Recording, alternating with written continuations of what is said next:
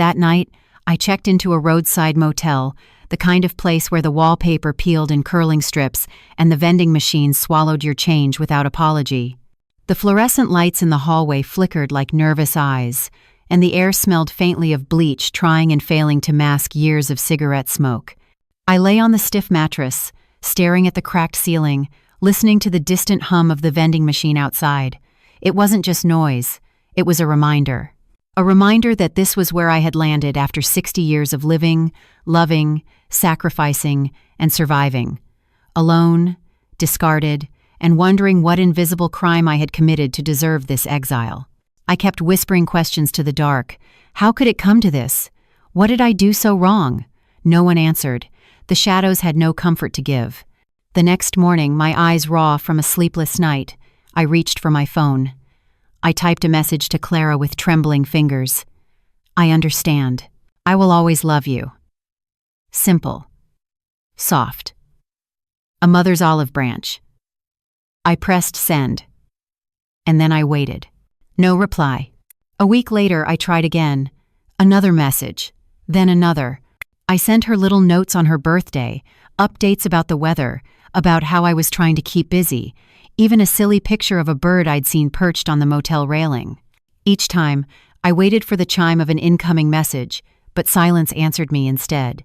Silence so thick it became its own presence in the room, sitting at the edge of my bed, mocking me with its permanence. 3 months passed. Each day felt longer, heavier, stretching like taffy until even the hours seemed to sag under their own weight. I tried applying for jobs, anything. I didn't care what it was. A cashier, a receptionist, a diner waitress wiping down sticky booths at midnight. But no one wanted to hire a grieving widow in her 60s with no recent work experience. On paper, I was a liability. In person, I was invisible. I considered taking on house cleaning, maybe babysitting. But every time I bent to pick something up, my back reminded me that my body no longer worked the way it once had. Every ache, every stiffness, every slow step whispered, "Not anymore. Not you." The loneliness was suffocating. It wasn't just the quiet, it was the shame. Shame that I, who had given my youth, my health, my very soul to raise that girl, was now left with nothing. I had poured every ounce of myself into her future. And yet, she had turned her back on me as if it were the easiest thing in the world. One evening, desperate for some connection to a life that no longer felt like mine, I opened the old box of family keepsakes I had carried with me. It was dusty, weathered, dented from years in storage, but it was the only thing I had brought from the old house besides my clothes. Inside, a few faded photographs with curled edges, pictures of birthdays, holidays, and a young Clara grinning with missing teeth.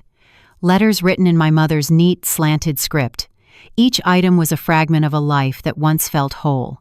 The room smelled of stale air and distant smoke. The hum of the vending machine outside became my lullaby of failure. I stayed quiet. I didn't cry every night, but when I did, they were silent tears.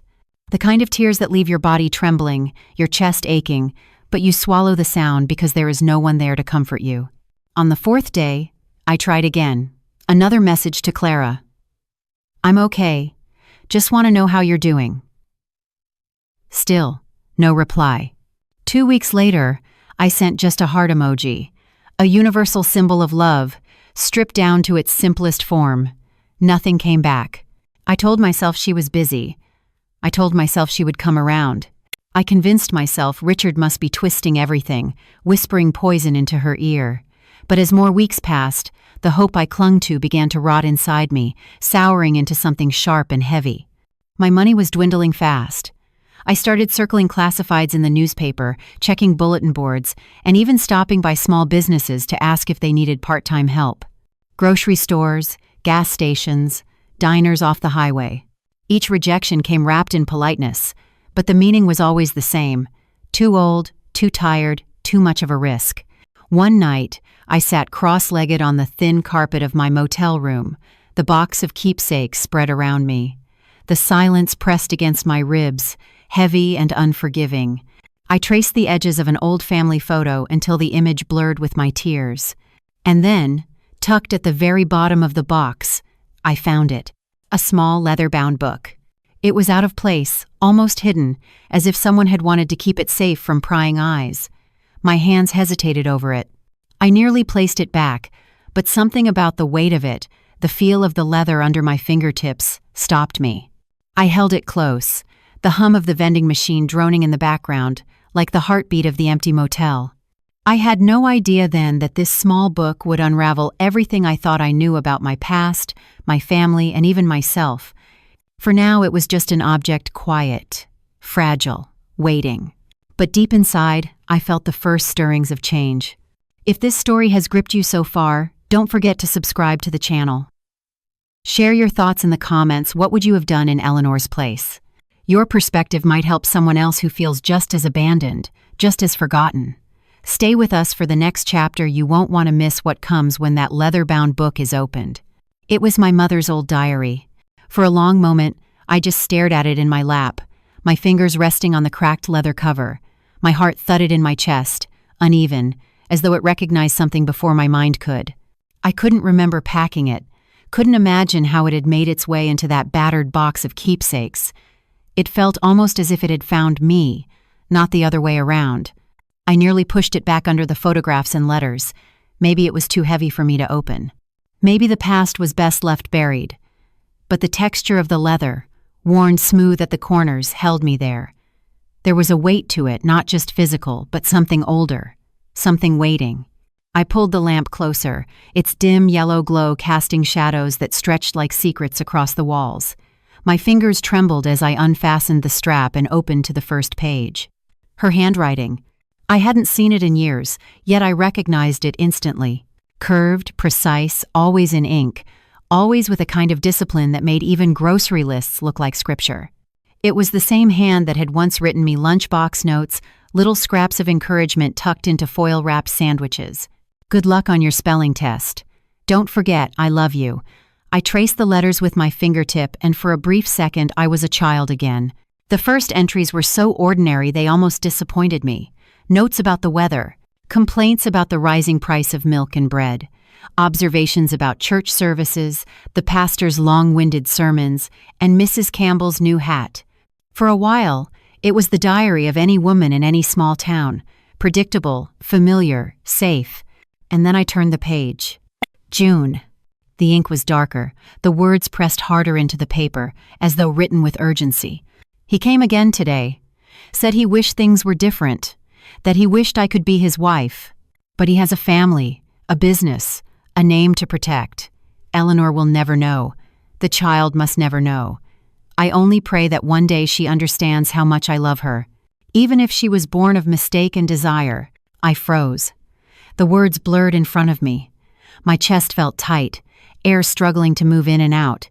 I read it again, and then again, whispering the sentences under my breath, hoping they might change if I spoke them aloud. The child must never know. The child. That was me. My breath snagged in my throat. My hands gripped the diary so hard the leather creaked. It was like the floor beneath me had shifted, as if the reality I'd stood on my entire life had given way. I turned the pages with frantic urgency. One entry bled into another, each one pulling me further into a truth I hadn't asked for. She wrote about meetings in hotel rooms, about small envelopes of cash she had tried to refuse, but ultimately accepted. About the way he touched her hand in public, see only for a second, because even seconds were dangerous. But she never gave his name, only initials. H, J, S. The letters stared back at me like an accusation, a puzzle I was too afraid to solve. And then, in February, another entry. He said he arranged it so that if anything were to happen to him, he would make sure Eleanor had something, a piece of what he built. Of course, it won't be official.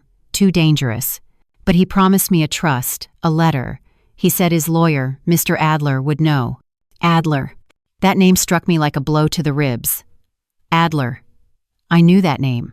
I had seen it before, somewhere, sometime. A law office letterhead? A document tucked in a drawer? I didn't know. But recognition flared sharp and undeniable. I sat there, diary open on my lap, the motel lamp flickering above me. My body shook, my heart pounding so fast I could hear the blood in my ears. Suddenly, I was no longer just Eleanor, the cast-aside mother, the widow who had been shoved out of her daughter's home with nothing but a pair of suitcases. I was someone else. Someone whose entire life had been written on fragile pages, hidden in her mother's handwriting. Someone who had been lied to for decades, deceived not just by the world, but by the silence of her own family. And for the first time in months, maybe years, I smiled.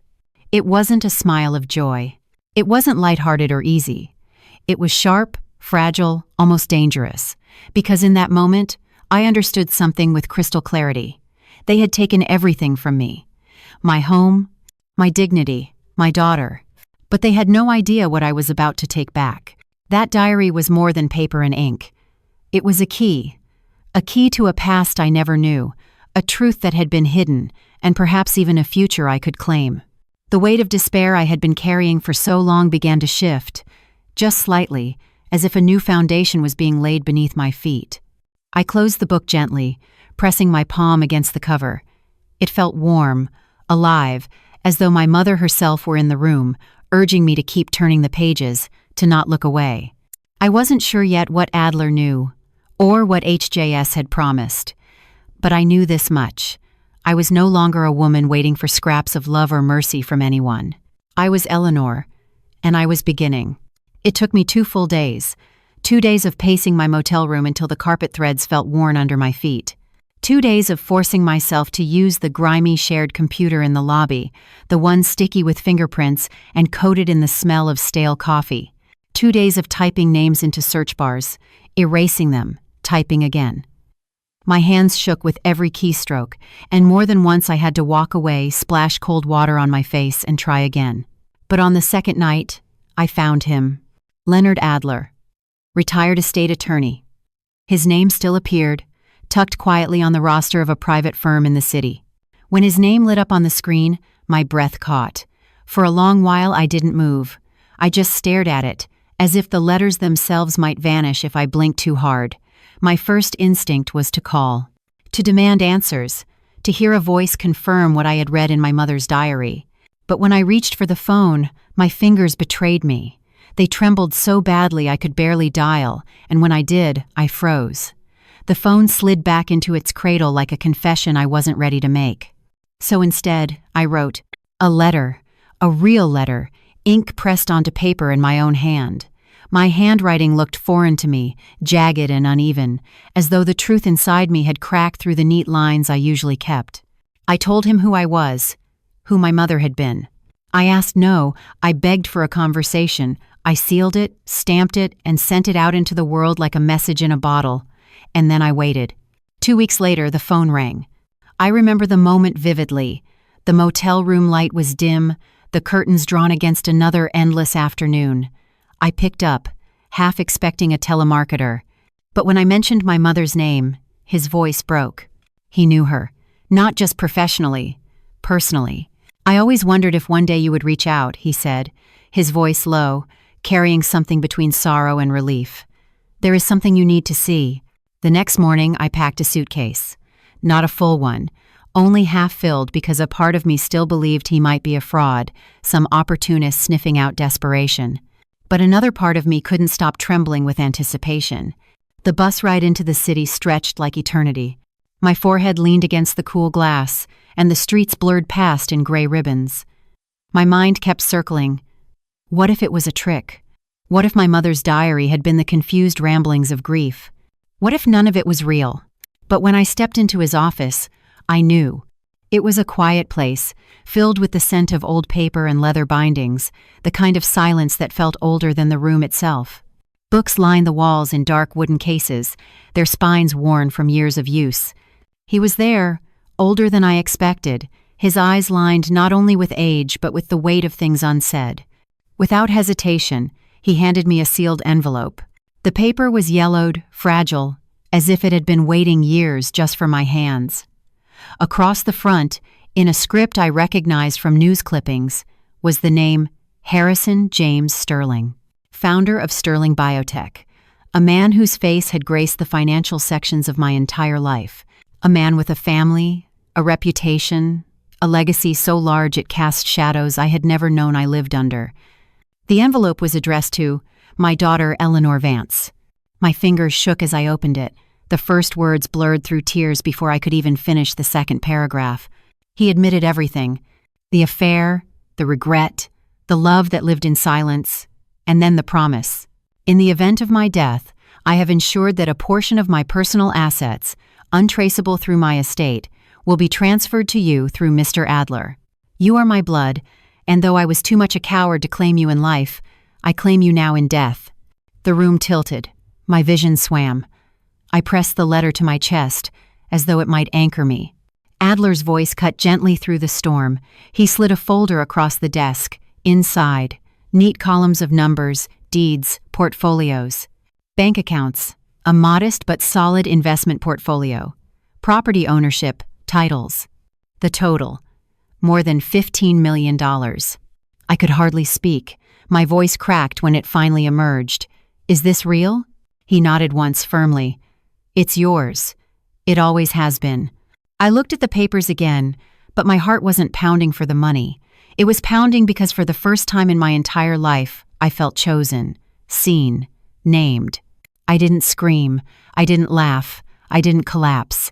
Instead, I sat there in silence, letting the truth pour over me like long-awaited rain after years of drought. That night, back in my motel room, I lay awake once again.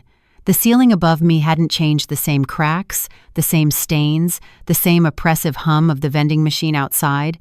But I had changed. For months, I had stared at that ceiling and felt only despair. That night, I stared again, but with a smile creeping across my face. They thought they had erased me. They thought I was finished. But they had no idea. I wasn't broken. I was only just beginning. I didn't return to the suburbs right away. The thought of driving back through those quiet streets, past those identical lawns and polite fences, felt unbearable. Something inside me had shifted permanently. I was no longer simply Eleanor, the forgotten mother who had been pushed aside like clutter. I was someone else now. Someone who had been deceived her entire life and had finally opened her eyes to the truth.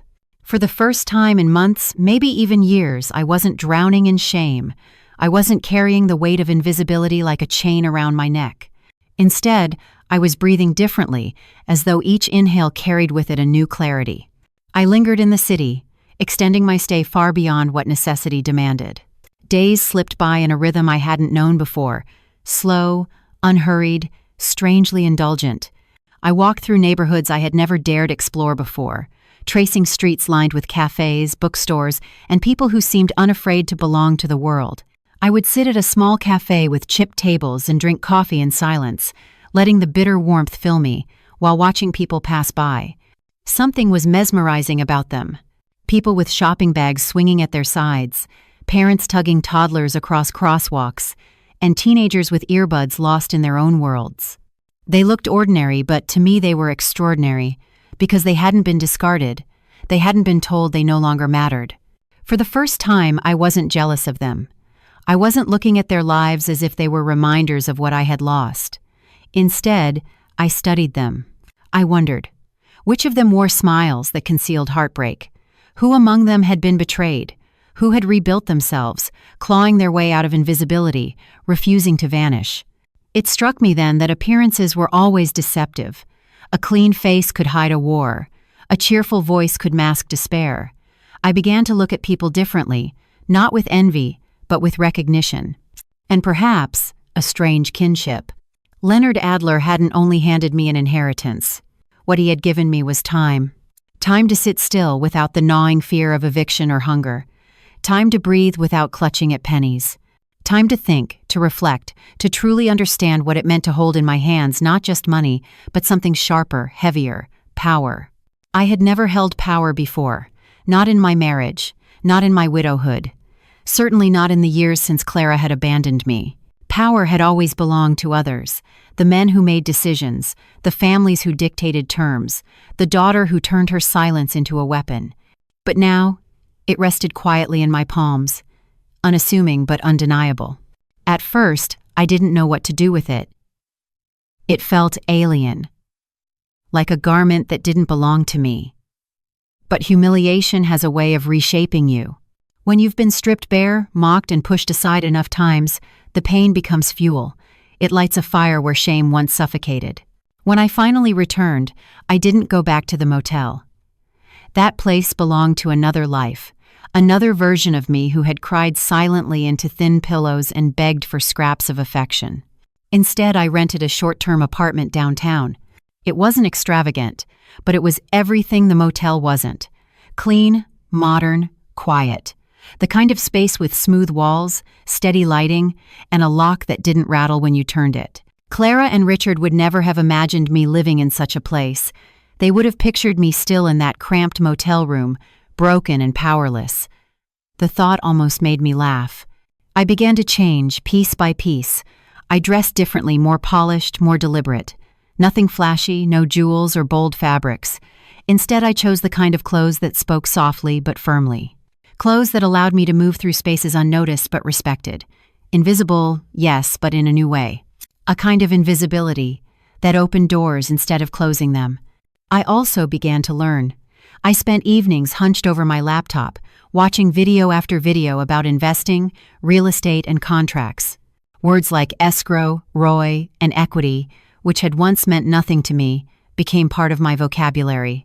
I read articles late into the night, scribbling notes in a cheap notebook until the ink smudged across my fingers. I didn't want an empire. I wasn't chasing grandeur. I wanted defense. Armor. A language that no one could use against me again. If I had to sit across from men like Richard or lawyers who looked at me as though I was nothing but a foolish woman, I would speak their language fluently enough to dismantle them with calm precision. I promised myself something then. I would never be powerless again. And that was when I found it. It was buried on a property auction website, listed among dozens of others that most people skimmed past. A 50-unit apartment building on the edge of the city. Not glamorous, not new. A little tired around the edges, with peeling paint and weeds creeping through the sidewalks. But solid. Strong bones, a building that could last. I stared at the listing, my eyes scanning the details over and over. Tax delinquency, distressed property, auction scheduled in 2 weeks. And then my heart stopped. The address. It wasn't just any building. It was the very complex where Clara and Richard lived. I sat frozen, my hand hovering over the mouse, pulse hammering in my throat. Of all the listings, of all the places in the city, it was theirs. The same place where I had been humiliated, where my suitcases had been left like trash by the door, where Richard's voice had risen with finality as he told me I no longer belonged. Now, here it was. Their fortress, their kingdom, was listed not as untouchable but as vulnerable. I leaned back in my chair, the room spinning. It was almost too much to believe. And yet the truth sat there, plain as day. In 2 weeks, someone would own that building. And maybe, just maybe, that someone could be me. I didn't hesitate. There was no trembling pause, no second guessing. For the first time in years, I moved with a clarity that felt almost ruthless. With Adler's help, I created an LLC, a shell company with a name so bland it would never draw attention. Paperwork was filed, bank transfers arranged, and signatures notarized. It was all so methodical, so sterile, like drawing the blueprint of a life I had never believed I could live. On paper, the company was faceless, anonymous. Just another holding group, indistinguishable from the thousands of others in the city. But in reality, it was me, my armor, my mask, my way of stepping into a world that had never made room for me before. I wired the funds with steady hands, though my pulse hammered in my ears. When the time came to submit the bid, I did it as calmly as though I were paying a bill. There was no thunderclap, no sudden rush of triumph. Just a quiet click of a button, the kind of sound no one notices. Yet in that moment, a new path opened, invisible to everyone but me. I told myself it wasn't revenge. Not exactly. This wasn't about punishing them, it was about reclaiming control of the one place they believed was theirs, the place they had used to humiliate me. The place that had become my tombstone while I was still alive. The auction came and went. A handful of bidders appeared, half-hearted investors chasing distressed properties for profit. But they didn't see what I saw. They didn't see the symbolism written into the bricks, the poetic symmetry waiting to be claimed. To them, it was numbers on a page. To me, it was the axis on which my entire life had turned. When the auctioneer's voice declared it done, that the property was mine, there was no applause, no acknowledgement, just the scratch of a pen recording the sale, the shuffle of papers as others moved on. But for me it was seismic. I had won quietly, legally, invisibly. And just like that, I owned the building. The building where they lived.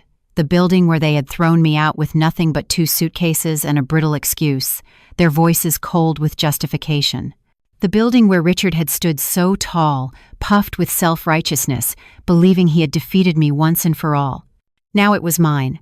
I remember sitting at my desk that night, the deed spread before me, the ink still fresh. My fingertips rested on the paper, tracing the letters of my new ownership as though memorizing them by touch. I leaned forward, whispering to the empty room, "Let's see how Richard likes paying rent to the mouth he couldn't feed." It wasn't a shout. It wasn't anger. It was quiet. A whisper carried on the weight of years. A month later, the first wave of notices went out. Professional, courteous, and written in legal language. Rents would be reassessed. Leases reviewed. Nothing personal, nothing cruel, just procedure. But hidden within the routine was the sting. For Richard and Clara, the new rate wasn't a small adjustment. It wasn't even double. It was triple. Market value plus delinquency fees. Every dollar justified, every line airtight. I didn't need to see his reaction to know what it looked like. I could feel it, like a ripple carried through the air. Richard would have raged, his face red, his fists curling, his voice booming through their apartment walls. He must have lost his mind, scrambling for a target to blame. But this wasn't about money. It never had been. It was about dignity. Richard was a man who needed control the way others needed oxygen. Every gesture, every insult, every decision he made was about maintaining the illusion that he was the one in charge, and in a single stroke, I had pulled that illusion from beneath him, quietly, legally, without ever raising my voice. 2 days later, Clara called. It was the first time I had heard from her since that night. The night she had stood silent while Richard dismantled me piece by piece, casting me out of the only home I had left. My phone lit up with her name, the letters almost unrecognizable, as though they belonged to a stranger. I let it ring, let it fall into voicemail. Her voice came through, softer than I remembered, frayed at the edges. "Mom, I don't know if you've heard, but something strange is happening. Our rent just skyrocketed, way beyond what we can manage. Richard is losing it. I don't know. Can we talk?" I replayed the message 3 times, staring at the wall as her words echoed in the room. Once, I would have leapt to answer. Once, I would have rushed to soothe her, to fix everything, to remind her she was loved. But not now. This wasn't about revenge. This was about gravity. They needed to feel the weight of their choices, to understand that every decision leaves a mark. One night, I drove past the building. The streetlights cast pale halos on the cracked pavement. Their windows were lit, curtains drawn, but thin enough for shadows to bleed through. I could see them clearly. Clara pacing the room, her head bowed, shoulders slumped. Richard's silhouette stormed back and forth, arms cutting sharply through the air. Even from a distance, his shouting seemed to vibrate the glass. I sat in my car, watching. Not gloating, not celebrating, just watching. Part of me felt hollow, as though I had carved out too much of myself to get here. Part of me felt vindicated, a sharp justice pulsing like a steady drum. And yet another part of me, perhaps the most painful, still hurt like hell. Because even now, even with ownership papers in my drawer and millions in my account, even knowing what I knew, I would have traded it all for something simpler. Not for the apartment, not for the building, but to be welcomed back into my daughter's heart. I gripped the steering wheel until my knuckles whitened. That dream was impossible now, at least for the moment. The rift between us was too wide, too deep. Still, I couldn't stop the longing from blooming inside me, sharp and raw. So I drove away, headlights cutting through the dark streets, my chest heavy with contradictions. I stayed silent, because silence was sometimes the only justice left. The world thought I was finished. Richard thought I was erased. Clara thought I was gone. But they were wrong. I was not finished. I didn't realize how much I had changed until the moment I saw Clara again. It was 3 weeks after the rent hike, on a gray afternoon when the sky hung low and heavy. I had gone to the grocery store on the corner of 7th and Maple, the kind of place with harsh fluorescent lights and aisles that always smelled faintly of disinfectant mixed with overripe bananas. I hadn't expected to see her there, but fate, it seemed, had its own sense of timing. She was only 2 aisles away, but it felt like miles. I froze, half hidden behind a shelf stacked with discounted cereal boxes. My pulse leapt into my throat as though I had been caught doing something I shouldn't. She didn't see me. At first, all I noticed was her posture. Her back was slouched, her shoulders caving inward as if the weight of her life pressed down on her spine. Her hair was tied hastily at the nape of her neck, strands loose and sticking to her cheeks. It was the way she used to wear it after crying quick, thoughtless, as if appearance no longer mattered. Her cart wasn't empty, but it wasn't full either. Half filled with the barest essentials, a bag of rice, a carton of eggs, a few dented cans of no-name beans, a loaf of store-brand bread. Survival food. Not abundance, not comfort, just enough to stretch the days. The sight of it struck me harder than I expected. Clara had always prided herself on appearances. She was the woman who used to insist on name-brand everything, who mocked the neighbors for clipping coupons. And yet, here she was, skimming the aisles like a shadow, shrinking into herself. I should have walked away. I should have turned my cart around, let the moment slip past, and gone back to my solitude. But I didn't. I followed, not close enough for her to notice, just enough to keep her in my line of sight. My heart pounded in my chest, guilty and desperate, as if I were a thief instead of a mother. She stopped at the shelf with boxed pasta. Her hand hovered over a small carton of macaroni and cheese. I watched her pick it up, turn it over, stare at the price like it was a question too large to answer. Then she glanced down at her phone. A message, perhaps from Richard. Her shoulders slumped. Slowly, almost painfully, she placed the box back on the shelf. That simple act shattered something inside me. Not because I pitied her, but because the memory of who she once was rose so sharply it made my chest ache. I saw her again as the little girl who used to run to me crying when she scraped her knee on the sidewalk, clutching at me as if my embrace could erase the sting. I saw her as the child who, every night, begged me to check under her bed for monsters, refusing to sleep until I knelt on the floor and proved the darkness was safe. And now, she was living with a monster. I turned away before she could see me. My hands gripped the cart so tightly my knuckles turned white. I made it to the parking lot, got into my car, and drove home in silence. That night, I sat on the sofa for hours, staring out the window as the city lights blinked against the horizon. I thought about how life had turned us into strangers, how choices and silences had built walls higher than any I could climb. My chest felt hollow, my throat tight, but I reminded myself this wasn't punishment, this was a consequence. And consequence always comes too late. By then, I already had a plan. Not just the building, not just the ownership papers tucked neatly in a drawer, but a larger plan. A slow, deliberate chess game. Every move thought through, every step deliberate. With the LLC fully operational, the assets legally transferred, I began the work. It started small, almost invisible. A leaking pipe was replaced. A broken lock was fixed. Flickering hallway lights rewired. To tenants, they were simple improvements. To me, they were moves on a board only I could see. Richard didn't notice. Of course he didn't. He was too distracted, too consumed by his fury over the rent increase. He was busy drafting long, venom-filled emails to the property manager, demanding explanations, threatening legal action he didn't have the courage or the means to pursue. But I knew him. I had watched his ego long enough to understand how it worked. Richard would never leave the apartment. To him, moving out would be a defeat. And Richard Sterling, self-appointed king of his tiny castle, would rather suffocate in his own pride than admit defeat. Clara would follow his lead, just as she always had. So I continued. The building slowly bent to my hand. A new sign gleamed out front, crisp letters announcing EV Holdings. I chose the name deliberately. My initials, Eleanor Vance. My identity, disguised in plain sight. Nobody asked what it stood for. Nobody knew who I was. That anonymity was my shield. I installed a security camera near the lobby, updated the mailboxes so every tenant saw the new branding each day. Bit by bit, the building was changing, and they didn't even know whose hand was guiding it.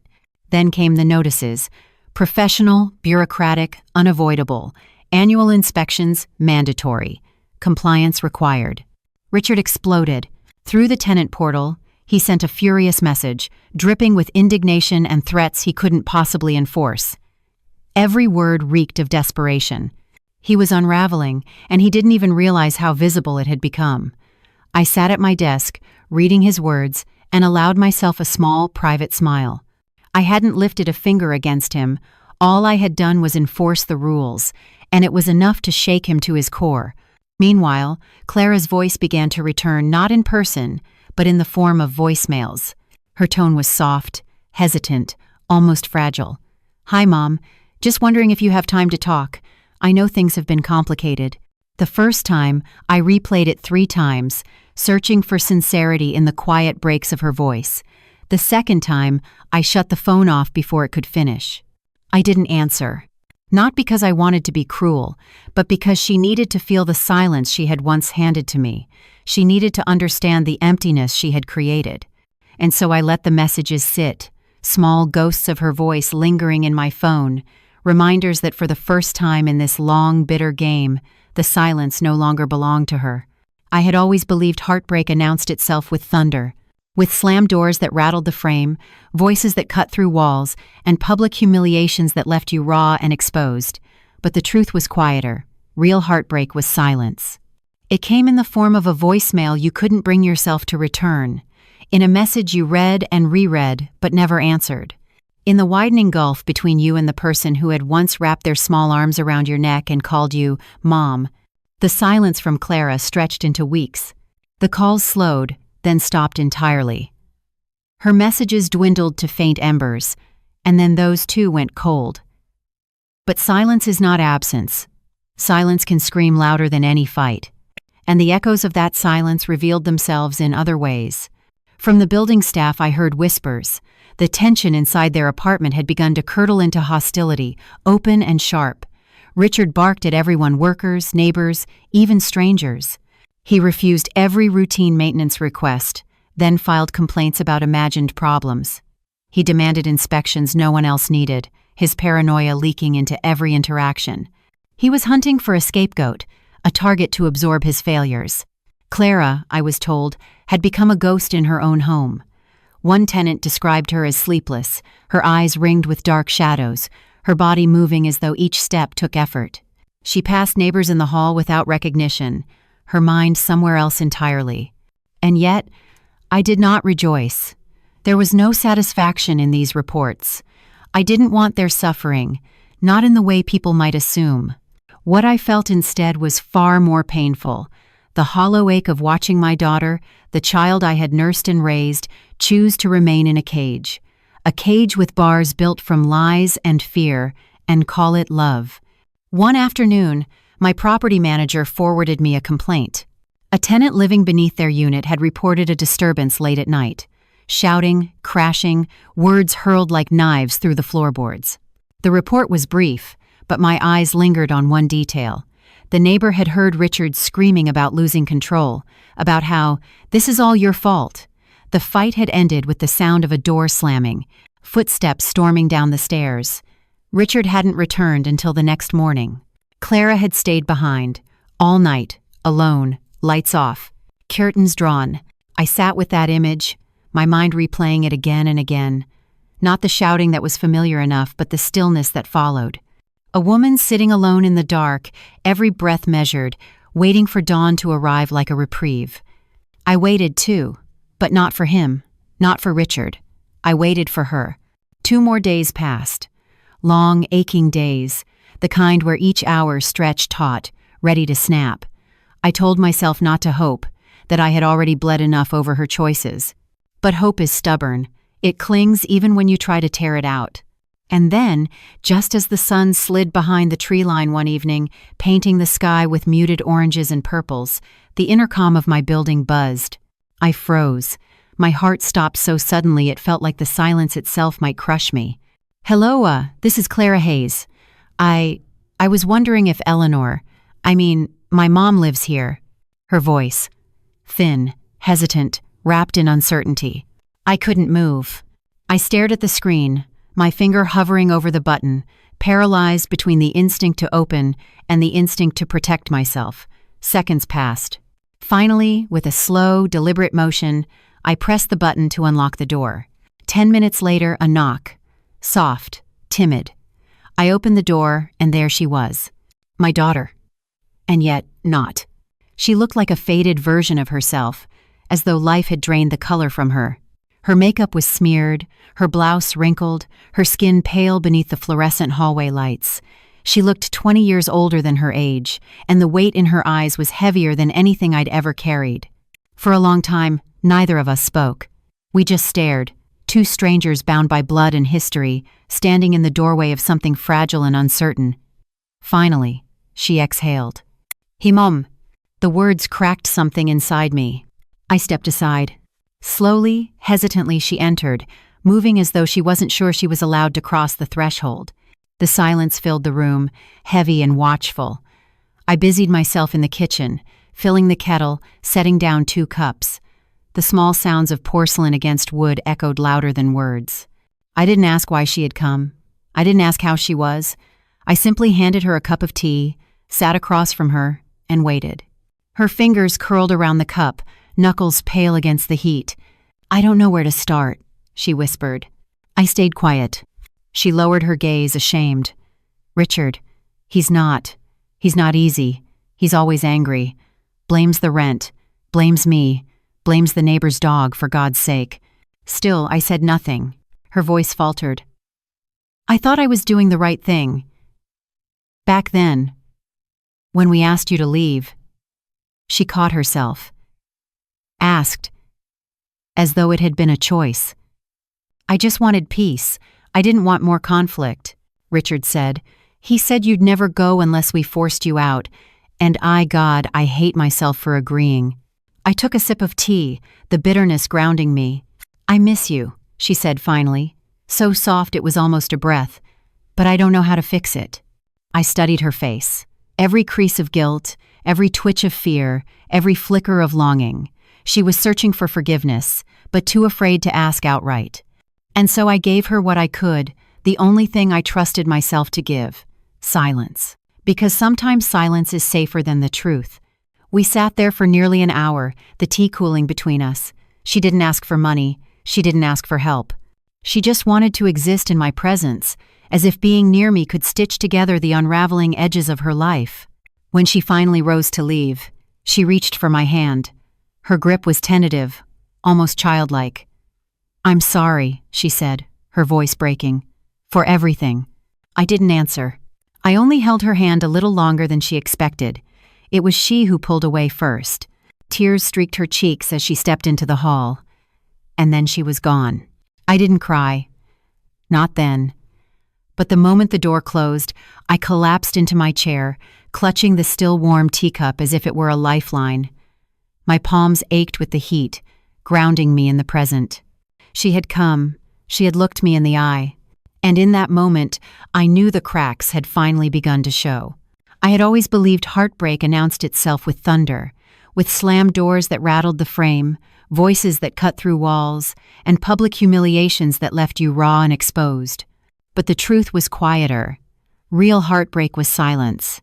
It came in the form of a voicemail you couldn't bring yourself to return, in a message you read and reread but never answered, in the widening gulf between you and the person who had once wrapped their small arms around your neck and called you Mom.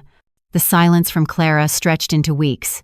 The calls slowed, then stopped entirely. Her messages dwindled to faint embers, and then those too went cold. But silence is not absence. Silence can scream louder than any fight, and the echoes of that silence revealed themselves in other ways. From the building staff, I heard whispers. The tension inside their apartment had begun to curdle into hostility, open and sharp. Richard barked at everyone: workers, neighbors, even strangers. He refused every routine maintenance request, then filed complaints about imagined problems. He demanded inspections that no one else needed, his paranoia leaking into every interaction. He was hunting for a scapegoat, a target to absorb his failures. Clara, I was told, had become a ghost in her own home. One tenant described her as sleepless, her eyes ringed with dark shadows, her body moving as though each step took effort. She passed neighbors in the hall without recognition, her mind somewhere else entirely. And yet, I did not rejoice. There was no satisfaction in these reports. I didn't want their suffering, not in the way people might assume. What I felt instead was far more painful. The hollow ache of watching my daughter, the child I had nursed and raised, choose to remain in a cage with bars built from lies and fear, and call it love. One afternoon, my property manager forwarded me a complaint. A tenant living beneath their unit had reported a disturbance late at night. Shouting, crashing, words hurled like knives through the floorboards. The report was brief, but my eyes lingered on one detail. The neighbor had heard Richard screaming about losing control, about how, "This is all your fault." The fight had ended with the sound of a door slamming, footsteps storming down the stairs. Richard hadn't returned until the next morning. Clara had stayed behind, all night, alone, lights off, curtains drawn. I sat with that image, my mind replaying it again and again. Not the shouting that was familiar enough, but the stillness that followed. A woman sitting alone in the dark, every breath measured, waiting for dawn to arrive like a reprieve. I waited too, but not for him. Not for Richard. I waited for her. 2 more days passed. Long, aching days, the kind where each hour stretched taut, ready to snap. I told myself not to hope, that I had already bled enough over her choices. But hope is stubborn. It clings even when you try to tear it out. And then, just as the sun slid behind the tree line one evening, painting the sky with muted oranges and purples, the intercom of my building buzzed. I froze. My heart stopped so suddenly, it felt like the silence itself might crush me. "Hello, this is Clara Hayes. I was wondering if my mom lives here." Her voice. Thin, hesitant, wrapped in uncertainty. I couldn't move. I stared at the screen, my finger hovering over the button, paralyzed between the instinct to open and the instinct to protect myself. Seconds passed. Finally, with a slow, deliberate motion, I pressed the button to unlock the door. 10 minutes later, a knock. Soft, timid. I opened the door, and there she was. My daughter. And yet not. She looked like a faded version of herself, as though life had drained the color from her. Her makeup was smeared, her blouse wrinkled, her skin pale beneath the fluorescent hallway lights. She looked 20 years older than her age, and the weight in her eyes was heavier than anything I'd ever carried. For a long time, neither of us spoke. We just stared, 2 strangers bound by blood and history, standing in the doorway of something fragile and uncertain. Finally, she exhaled. "Hi, Mum." The words cracked something inside me. I stepped aside. Slowly, hesitantly she entered, moving as though she wasn't sure she was allowed to cross the threshold. The silence filled the room, heavy and watchful. I busied myself in the kitchen, filling the kettle, setting down 2 cups. The small sounds of porcelain against wood echoed louder than words. I didn't ask why she had come. I didn't ask how she was. I simply handed her a cup of tea, sat across from her, and waited. Her fingers curled around the cup, knuckles pale against the heat. "I don't know where to start," she whispered. I stayed quiet. She lowered her gaze, ashamed. "Richard. He's not easy. He's always angry. Blames the rent, blames me. Blames the neighbor's dog, for God's sake. Still, I said nothing." Her voice faltered. "I thought I was doing the right thing.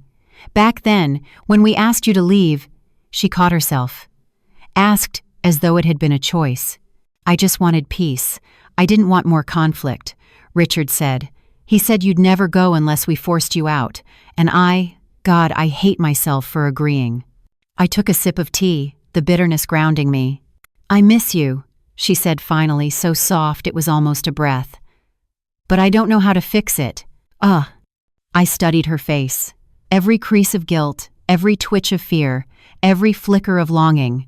She was searching for forgiveness, but too afraid to ask outright. And so I gave her what I could, the only thing I trusted myself to give. Silence. because sometimes silence is safer than the truth. We sat there for nearly an hour, the tea cooling between us. She didn't ask for money. She didn't ask for help. She just wanted to exist in my presence, as if being near me could stitch together the unraveling edges of her life. When she finally rose to leave, she reached for my hand. Her grip was tentative, almost childlike. "I'm sorry," she said, her voice breaking, "for everything." I didn't answer. I only held her hand a little longer than she expected. It was she who pulled away first. Tears streaked her cheeks as she stepped into the hall, and then she was gone. I didn't cry. Not then. But the moment the door closed, I collapsed into my chair, clutching the still warm teacup as if it were a lifeline. My palms ached with the heat, grounding me in the present. She had come. She had looked me in the eye. And in that moment, I knew the cracks had finally begun to show. The invitation went out on a Tuesday morning. Quiet, professional, stripped of anything personal. Mandatory tenant meeting to discuss upcoming renovations, scheduled for next week in the community room. Attendance required, questions welcome. A plain piece of paper, slipped into mail slots, taped to doors, emailed to accounts. No drama, no hint of what waited beneath the surface. To most tenants, it was just another notice. To me, it was a summons. I knew Richard would be there. He wouldn't be able to resist. He needed an adversary, a name to curse, a body to blame.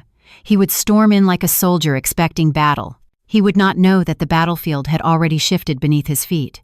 The day of the meeting, I arrived early. The community room smelled faintly of disinfectant and old carpet, with rows of plastic chairs lined up in uneven rows. I chose one near the back, where I could watch unseen. I had dressed deliberately. A charcoal gray blazer, sharp at the shoulders, paired with dark jeans. Not glamorous, not extravagant, simply clean, precise, impossible to dismiss. My hair, once worn in a careless bun during long motel nights, now fell in soft waves across my shoulders. I looked nothing like the woman who had begged for dignity at Clara's kitchen table. That woman had been buried months ago. Slowly, the tenants filed in. Some are curious, whispering to each other. Some are already weary with the boredom of obligatory meetings. They took their seats with the resigned sighs of people who expected talk of pipes and landscaping. The air was filled with low chatter, the shuffle of coats, the scrape of chairs. Then Richard arrived. He strode in with the arrogance of someone certain the spotlight belonged to him. His jaw was set, his eyes bright with confrontation. Clara followed close behind, her presence smaller, diminished, her gaze fixed on the floor as though she hoped to vanish into it. He didn't scan the room, didn't notice me. His eyes locked immediately onto the property manager standing at the front. His voice rang out, sharp, cutting across the murmur of the room. "Where is she? I want to speak to whoever's in charge today." The property manager, practiced in the art of calm, didn't flinch. "All questions will be addressed in the presentation." Richard snorted, a sound dripping with contempt. Clara's eyes stayed glued to her shoes. I sat very still, my presence invisible among the rows. The presentation began. Routine items, projected in neat bullet points. Upgrades to the building. New insulation to save on energy costs. Landscaping improvements. A security system to deter trespassers. Every detail was rational, practical, and necessary. Every line was funded by the very rent Richard had raged against. I watched him as each item was listed. His jaw tightened, his fists balled in his lap. He leaned forward, barely able to contain himself. And then, the pause. The property manager looked up from his notes. "We want to thank EV Holdings for their commitment to revitalizing the property and prioritizing tenant comfort. The owner is here today, should anyone have questions." The room shifted, heads turned, conversation stilled. I rose, slowly, deliberately. Every step toward the front echoed like a drumbeat in my chest. I felt dozens of eyes tracking me, the air thickening as curiosity sharpened into recognition. Richard's face contorted first with confusion, then with disbelief. Clara's mouth fell open, as though words had abandoned her completely. I stopped at the front, straightened my shoulders, looked at the room. "Good evening," I said. My voice carried, calm and steady. "My name is Eleanor. I'm the owner of this building." Silence. complete and suffocating. You could have heard a pin drop. Richard exploded out of his chair so violently that it screeched against the tile. His face flushed crimson. "You? This is a joke. What kind of game is this?" I looked at him, really looked. Not at the bluster, not at the rage, but at the cracks he could no longer hide, the sheen of sweat at the back of his neck. The swelling beneath his eyes is evidence of sleepless nights, the flicker of panic he tried to bury beneath fury. "It's not a game," I said softly. "It's business." He advanced a step, voice rising. "You manipulated this. You've been behind this all along. You raised our rent. You're trying to destroy us." I did not move. My voice stayed even. "I've given every tenant here a roof. I've made improvements. I've treated them equally. What I haven't done, what I refuse to do, is forget." He opened his mouth to spit another accusation, but I turned away from him, toward the room. "If anyone has questions about the renovations or upcoming improvements," I said, "I'll be glad to answer them after the meeting. Thank you." "Oh." And with that, I stepped aside. The presentation resumed, but the air never loosened. Richard refused to sit. He hovered like a storm cloud, trembling with fury, eyes locked on me. Clara sat folded in on herself, her hands clenched together so tightly her knuckles whitened, her eyes wide, glassy, wet. When the meeting ended, tenants filtered forward. Some shook my hand, some asked questions about the security system, and some simply said thank you. A few eyed me with suspicion, trying to piece together what this revelation meant. But most accepted me with the practicality of people who cared less about ownership and more about whether the heat stayed on in winter. Richard waited.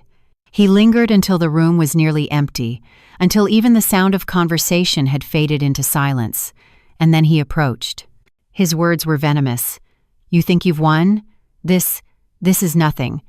All you've done is make yourself an enemy." I met his gaze, unwavering. "No, Richard, I didn't create anything. You did. The day you looked me in the eye and treated me as if I didn't matter." Clara stepped between us then. Her voice broke the air like glass. "Richard, stop." He turned, startled. "What did you just say?" I said stop, this time louder, firmer. "She's not your enemy. She never was. You are." The words landed like a blow. He stared at her, stunned, as though she had struck him across the face. Clara turned to me, her eyes trembling with unshed tears. "I didn't know," she whispered. "I swear about the building, the money, any of it." I nodded once. "I know." "Then why didn't you tell me?" she asked, voice cracking. "Because you had to see it for yourself," I said. "Not just hear it." Her eyes glistened. She blinked back tears, her lips trembling as though the weight of all her choices pressed down at once. Richard scoffed, retreating half a step.